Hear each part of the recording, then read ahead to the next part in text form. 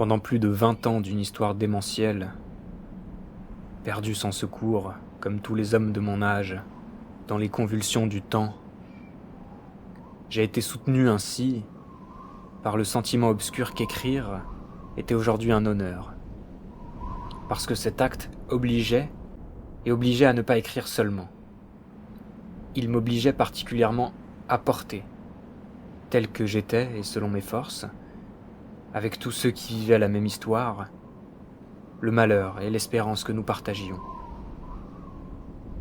Ces hommes, nés au début de la Première Guerre mondiale, qui ont eu 20 ans au moment où s'installait à la fois le pouvoir hitlérien et les premiers procès révolutionnaires, qui furent confrontés ensuite, pour parfaire à leur éducation, à la guerre d'Espagne, à la Deuxième Guerre mondiale, à l'univers concentrationnaire, à l'Europe de la torture et des prisons, doivent aujourd'hui élever leurs fils et leurs œuvres dans un monde menacé de destruction nucléaire.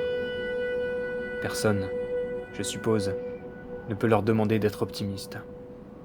Et je suis même d'avis que nous devons comprendre, sans cesser de lutter contre eux, l'erreur de ceux qui, par une surenchère de désespoir, ont revendiqué le droit au déshonneur et se sont rués dans les nihilismes de l'époque. Mais il reste que la plupart d'entre nous, dans mon pays et en Europe, ont refusé ce nihilisme et se sont mis à la recherche d'une légitimité.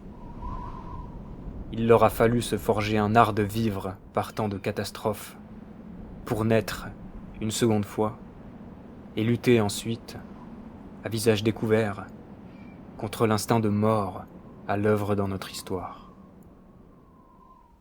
Chaque génération, sans doute, se croit vouée à refaire le monde.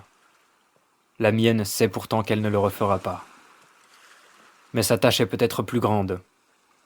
Elle consiste à empêcher que le monde se défasse. Héritière d'une histoire corrompue, où se mêlent les révolutions déchues, les techniques devenues folles, les dieux morts et les idéologies exténuées, où de médiocres pouvoirs peuvent aujourd'hui tout détruire mais ne savent plus convaincre, où l'intelligence s'est abaissée jusqu'à se faire la servante de la haine et de l'oppression.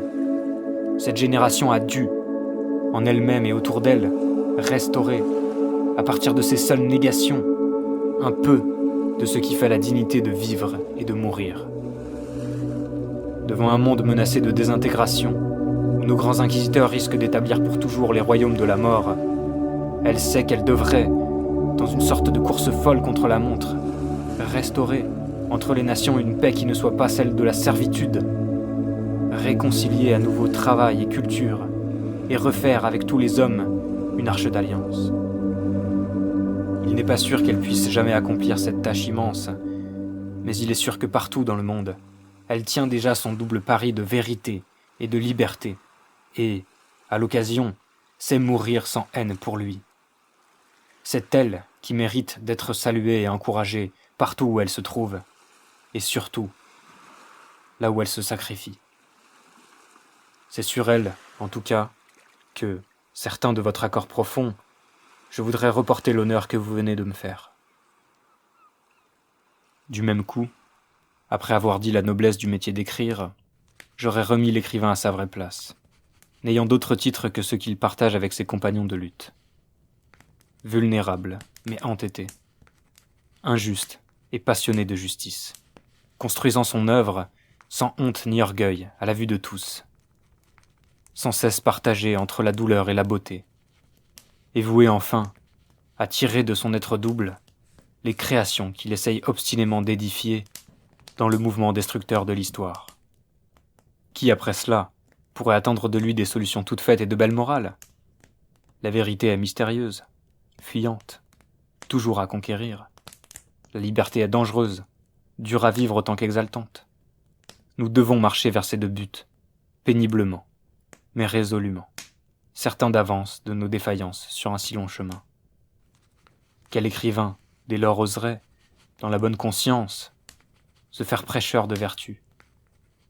Quant à moi, il me faut dire une fois de plus que je ne suis rien de tout cela. Je n'ai jamais pu renoncer à la lumière, au bonheur d'être, à la vie libre où j'ai grandi. Mais bien que cette nostalgie explique beaucoup de mes erreurs et de mes fautes, Elle m'a aidé, sans doute, à mieux comprendre mon métier. Elle m'aide encore à me tenir, aveuglément, auprès de tous ces hommes silencieux qui ne supportent, dans le monde, la vie qui leur est faite, que par le souvenir ou le retour de bref et libre bonheur. Ramené ainsi à ce que je suis réellement, à mes limites, à mes dettes comme à ma foi difficile, je me sens plus libre de vous montrer, pour finir, l'étendue et la générosité de la distinction que vous venez de m'accorder. Plus libre de vous dire aussi que je voudrais la recevoir comme un hommage, rendu à tous ceux qui, partageant le même combat, n'en ont reçu aucun privilège, mais ont connu au contraire malheur et persécution. Il me restera alors à vous en remercier, du fond du cœur, et à vous faire publiquement, en témoignage personnel de gratitude, la même et ancienne promesse de fidélité que chaque artiste vrai, chaque jour, se fait à lui-même, dans le silence.